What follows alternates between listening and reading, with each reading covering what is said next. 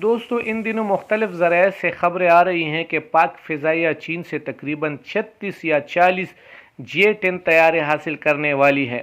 और इन खबरों के साथ ही ऐसे दोस्त जो मिलिट्री हार्डवेयर में दिलचस्पी रखते हैं, इनकी जानिब से ये बहस शुरू हो गई है कि F-17 थंडर की ब्लॉक 3 और प्रोजेक्ट अज़म के तहत 5th जनरेशन तैयारों की मुतवक्का आमद के बावजूद हमें एक 4th जनरेशन प्लस तैयारी की ज़रूरत क्यों पेश आ रही है।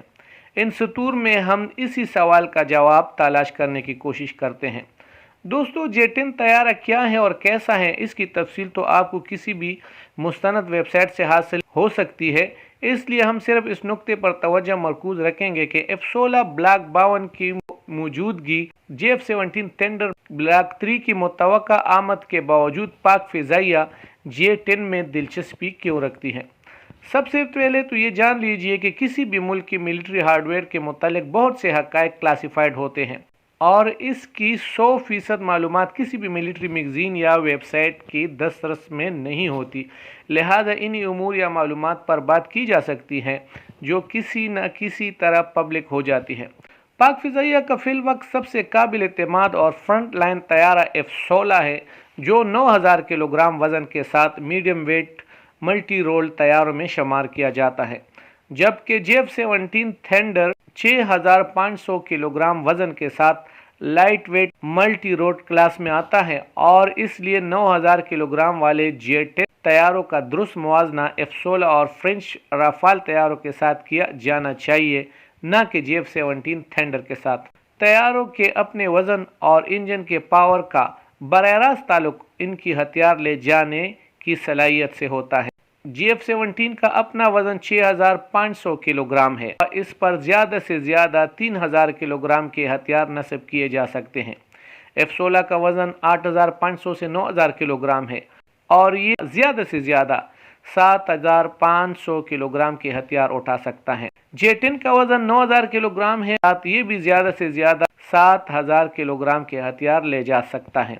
इस इब्तिदाई तफहीली से आप जान सकते हैं कि पाक फ़िज़ाइया भले ही F-17 का ब्लॉक 3 बल्कि ब्लॉक 4 भी ले आए, एक ज़्यादा वजनी हथियार उठाने वाले तैयारी की ज़रूरत बहरहाल बाकी रहेगी। इसके अलावा हथियार के डायमेंशंस यानी साइज़ भी एक अहम मसला होता है, जिसकी बड़ी मिसाल हमारा क्रूज़ मिसाइल है, जो अपने साइज़ के बायस फ़िलहाल सिर्फ मिराज तैयारों से ही फायर किया जा सकता है।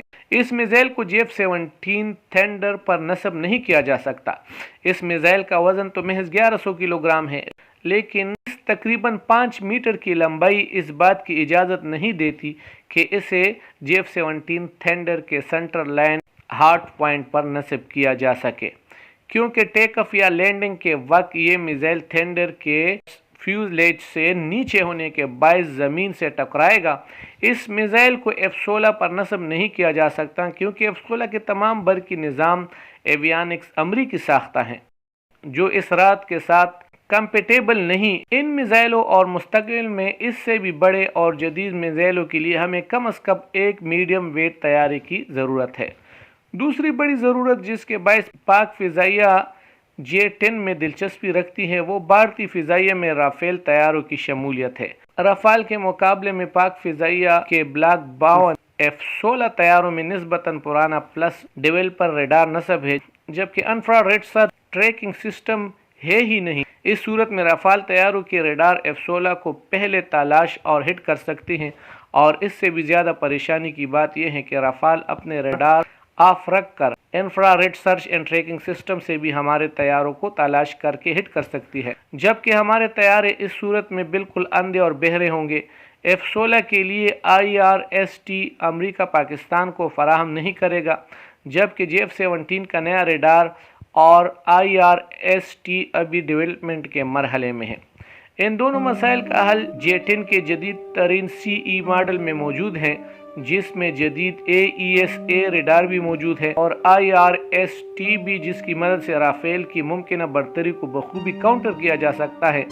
पाकिस्तान अगरचे प्रोजेक्ट अज़म पर भी काम कर रहा है, जिसमें 5th जनरेशन तैयारा भी बनाया जाएगा, लेकिन अभी इस प्रोग्राम की तकमील में कम अज़ कम 7 बरस मज़ीद लगेंगे। इस सूरत हाल में तकरीबन 2 स्क्वाड्रन J-10 نہ صرف سٹاپ گیپ کا کام کرے گی بلکہ F-16 اور J-17 تھنڈر کی موجودہ فلیٹ کو الیکٹرانک وارفیئر کے دوران وہ تحفظ فراہم کر سکے گی جس کی ہماری فائٹرز کو شدید ضرورت ہے۔ دوستو ملیں گے ایک اور اچھی سی ویڈیو کے ساتھ۔ اللہ حافظ۔